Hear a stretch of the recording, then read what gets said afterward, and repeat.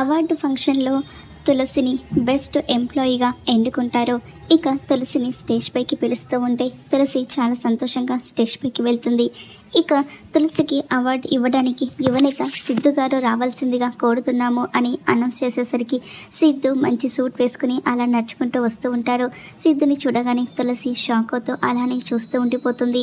Siddhu stage పైకి వచ్చిన తర్వాత తులసి గురించి గొప్పగా మాట్లాడుతూ తనకి అవార్డు ఇస్తూ ఉంటాడు. తులసి సిద్ధు చేతుల మీదుగా అవార్డు తీసుకుని ఇక తను ఈరోజు ఈ అవార్డు గెలుచుకోవడానికి కారణం తన భర్త అని సిద్ధు గురించి చెప్తూ ఉంటుంది. ఇక అవార్డు ఫంక్షన్ పూర్తయిన తర్వాత అందరూ కూడా పార్టీని ఎంజాయ్ చేస్తూ ఉంటారు. ఇంతలో ఇక వాళ్ళ బాస్ ఎవరైనా సరే పాట పాడండి అని అంటూ ఉంటాడు. అలా అనేసరికి అందరూ కూడా ఒకరి మొహాలు ఒకరు చూసుకుంటూ ఉంటారు.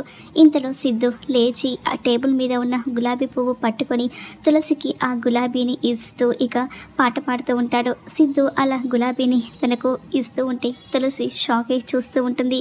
వెంటనే చైర్లో నుంచి లేచి అలా ముందుకు వెళ్తూ ఉంటే సిద్ధు తులసి వెనకాలే నడుచుకుంటూ వచ్చి ఇక డ్యాన్స్ చేస్తూ పాట పాడుతూ ఉంటాడు. సిద్ధుతో పాటు అక్కడ ఉన్న మరికొంతమంది కూడా డ్యాన్స్ చేస్తూ ఉంటారు. సిద్ధు తులసి వెనకాల పడుతూ అలా ప్రపోజ్ చేస్తూ ఉంటే తులసి లోపల సంతోషపడిపోతూ పైకి మాత్రం ఏం మాట్లాడకుండా మౌనంగా ఉంటుంది. ఇక అంతా అయిపోయిన తర్వాత సిద్ధు ఇలా అనుకుంటూ ఉంటాడు, నువ్వు ఇప్పుడు ఈ గులాబీ పువ్వు తీసుకోకపోవచ్చు, కానీ ఇంట్లో మాత్రం నాలో ఉన్న ప్రేమను నీకు ఖచ్చితంగా చెప్తాను తులసి అని సిద్ధు అనుకుంటూ ఉంటాడు. తనకు గిఫ్ట్గా ఇవ్వాలి అని చెప్పేసి ఒక గిఫ్ట్ను కూడా రెడీ చేసి ఉంచుతాడు. మరి తులసి సిద్ధుని అర్థం చేసుకుంటుందా? ఏం జరుగుతుందో చూద్దాం.